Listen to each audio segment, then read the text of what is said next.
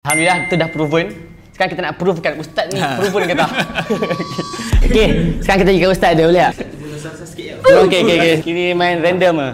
Ustaz boleh Boleh, insya-Allah. Kita bersama ustaz siapa? Wais. Ustaz umur berapa? Saya tahun ni 27. Single lagi ke? Dah tunang kan? Dah tunang. Jadi begitu dah tunang. So ustaz mengajar subjek apa? Saya dekat sini saya mengajar subjek bahasa Arab. Kita dah ada rekod 5 tahun pelajar kita 100% lulus. 100%? 100% lulus dan 100% masuk universiti. Sebab tu tagline kita dari tahfiz ke Menara Gading. Okey. Alhamdulillah itu dah proven. Sekarang kita nak provekan ustaz ni proven ke tak. Dia cakap masih tak? Tak ada. Okey. A'udzubillahi minasyaitonirrajim. Wa'budullaha wa la tusyriku bihi syai'a wa bil walidaini ihsana. A'udzubillahi minasyaitonirrajim.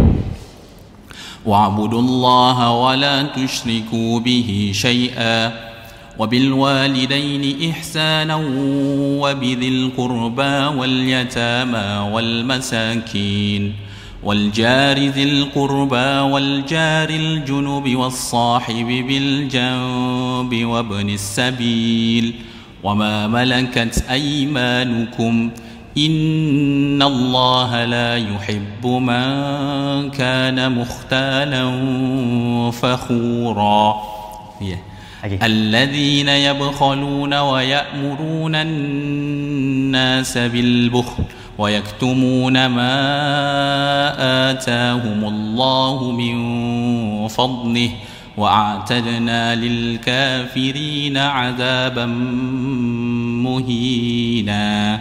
Masya Allah. Sama ustaz. InsyaAllah sikit. InsyaAllah.